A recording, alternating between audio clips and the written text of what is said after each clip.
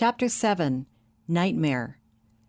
As though it were happening to someone else, Ari felt himself propelled across the shiny marbled porch and down the front steps toward an unmarked car that was waiting at the curb.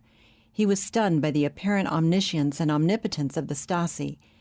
They seemed to know everything about him. And why not? They were in complete control of the country, with every resource and advantage on their side. It was an unfair battle that only they could win.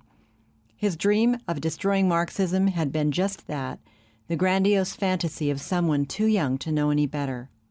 They'll drug me and torture me, get me ready for a phony trial, milk it for a trainload of propaganda, a public execution, an example for the people never to forget. Why did I let them take me? Better to die fighting than to be captured like an animal. No, they knew exactly what they were doing. There was no way. I'll get my chance. A lucky break somewhere. Sometime. Soon. He was shoved roughly into the back seat of the waiting car beside a slender, balding man in a tailored gray suit who sat with his back to him, staring out the window on the other side. There was something disturbingly familiar about him, something that triggered a fragmented memory. When? Where? The door slammed shut behind Ari, and the two men who had arrested him eased quickly into the front, Bulldog taking the wheel. The car pulled away from the curb. Looking back, Ari saw Roger standing in the open doorway wearing the same bewildered expression. Was it an act? Had he told the Stasi where to find him? No, Ari couldn't believe that. Roger had been genuinely stunned. The Stasi probably watched that apartment day and night. He'd been a fool to come there, but how could he have known? To Ari's astonishment, after only a few blocks, the driver made an abrupt right turn. Instead of heading toward the beige, concrete headquarters of the Ministry for State Security on Normannenstrasse, they were now going in the opposite direction. "Where are you taking me?" Ari demanded. "To the railway station," said Scarface. "What? Why?" "You're going to make a miraculous escape into West Berlin." Ari felt the handcuffs, apparently electronically controlled, fall from his wrists onto the seat behind him. The mysterious figure beside him hadn't moved. He was still looking out the window in silence, chin in hand, as though totally absorbed with the passing scenery. "You have a great sense of humor," responded Ari acidly. What were they really planning to do? Never mind. With his hands now free, why had they done that? He could put a quick chokehold on the man in the back seat and threaten to break his neck unless they drove him where he wanted to go. But where could that be? "I know exactly what you're thinking," said the man beside him. "Don't try it." That voice, so familiar yet so elusive and persuasive. Still, he stared out the window. What's happening? Scarface had started taking off his clothes. He glanced back at Ari. "Off with yours, too," he ordered as he struggled to get out of his pants. He held up the uniform of a police colonel and started to put it on. "Here's one for you," he said, throwing a plain uniform with no marking of rank on it and a pair of black shoes back onto the seat beside Ari. "Get into it." "A police uniform? What are you guys up to?" "That's your ticket to the West. Move." "You think I'm crazy? You're setting me up." "Do what he says," snapped the driver. "I get caught in a police uniform trying to escape," objected Ari, "so you can shoot me on the spot. Makes better propaganda, doesn't it? I'm not that stupid." "Your cuffs are off," argued Scarface, who had just finished putting on the uniform. "The guns and arrest were for the benefit of your friend. We're here to help you get to the West." "I don't want to go to the West. I belong here. I haven't done anything wrong." "Nothing wrong? Stop bluffing," growled the man beside him impatiently. He was obviously in charge.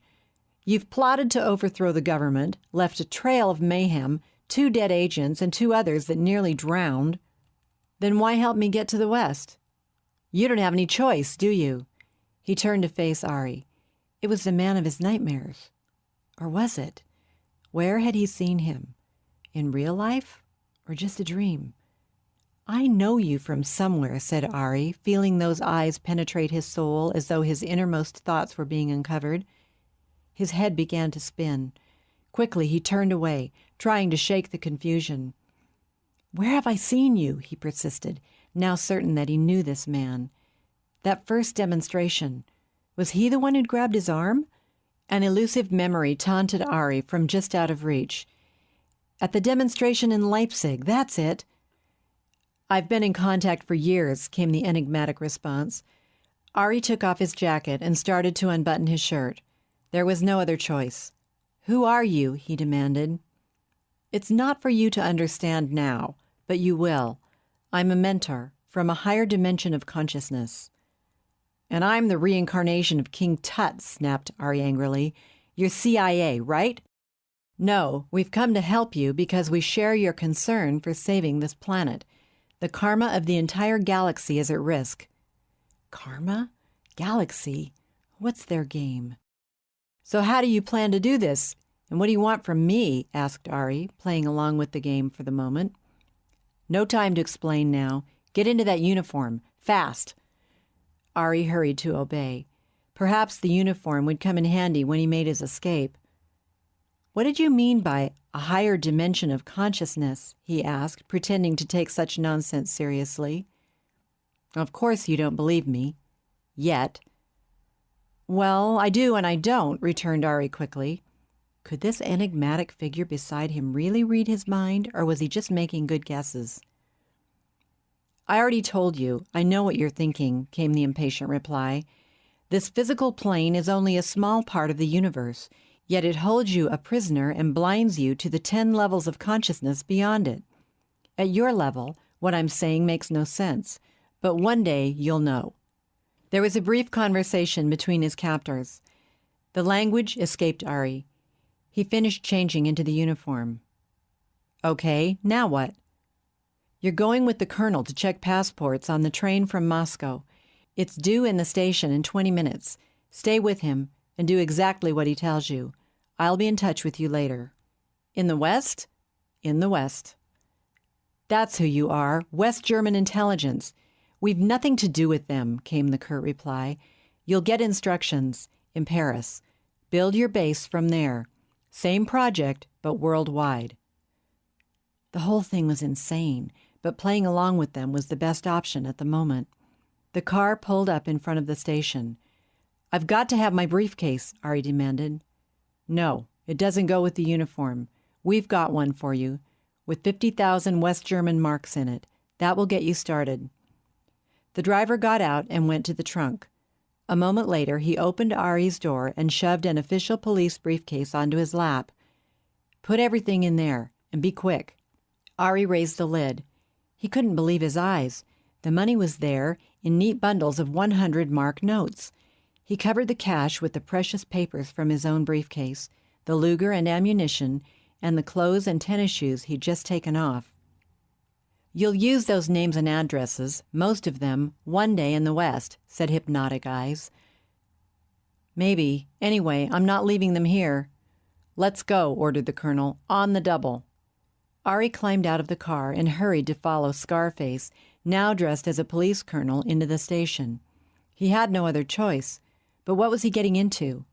Was there a faction within the police that was working to overthrow the regime and wanted him safe in the West? Or was it a trick? Perhaps something far more elaborate than he could even imagine. Stay beside me and do what I tell you, the colonel muttered softly. Act like you know what you're doing, not like you're my prisoner. Still unable to believe what was happening, Ari followed Scarface through customs and passport control. Every officer along the way saluted his companion, and several greeted him by name. Out on the platform, half a dozen police were conversing together, smoking and laughing as they waited for the Moscow Express. A captain stood nearby, who was apparently in charge. The colonel stopped with Ari about 30 feet away. Wait here, he confided. I'll be right back. This is where I get shot. He's giving them instructions. It's a setup, just like I thought. They expect me to make a run for it. I won't. That would be insane. The captain saluted the colonel smartly, and the two of them withdrew a few paces, where they talked in subdued tones. Ari strained to hear, but could only make out an occasional word. I'm not going to run so they can shoot me in the back. They'll have to kill me in cold blood, face to face. And I don't think they'll do that here with all these people watching. When the colonel returned, he was smiling. The captain has a bunch of new recruits. I told him you were just as green as they are, but you've got unusual potential, and I want to instruct you personally. We'll take the first 2 cars. It's a simple job. We move down the aisle together, checking passports. The train is filled with Western tourists who've come either from Moscow or Warsaw. When we're done, I'll tell you what to do." In a few minutes, the train pulled into the station, and Ari followed the colonel aboard. Moving slowly down the aisle of the first car and checking passports with the colonel at his side, Ari began to relax. Maybe it was really happening. The colonel wasn't going to shoot him in front of 100 Westerners, and certainly not without some provocation, which Ari was determined he wouldn't be tricked into providing. In fact, as he saw how genially his mysterious companion dealt with each passenger, Ari's feelings began to undergo a surprising metamorphosis. They finished their task without incident. All passports were in order, and everyone was accounted for on the list of passengers they'd processed for these 2 cars. As they moved to the back door of the second car, the colonel paused beside the WC. "Get in there and lock the door," he told Ari. "Change back into your own clothes. Stuff the uniform into the bottom of the trash bin. Don't come out for any reason until the train has crossed into West Berlin." "How are you going to explain my absence to the captain when I don't come back with you?" asked Ari, reluctant to say goodbye. Could he really be concerned for the safety of this man who, less than an hour ago, had threatened him with a submachine gun? "He's one of us," replied the colonel with a short laugh. "Now hurry, get in there." He looked at his watch. "I've got to signal the train to move." Ari stepped inside, locked the door, and peered out the window. "One of us? So there is a rebel faction inside the police. If I'd only known that and worked with them, things might have been different. Why didn't they contact me sooner?" He saw the colonel signal the brakeman, then walk toward the station. The captain was already herding his men through the door. With a jolt, the train started. It couldn't be true, but it was. In a few moments, he would be a free man.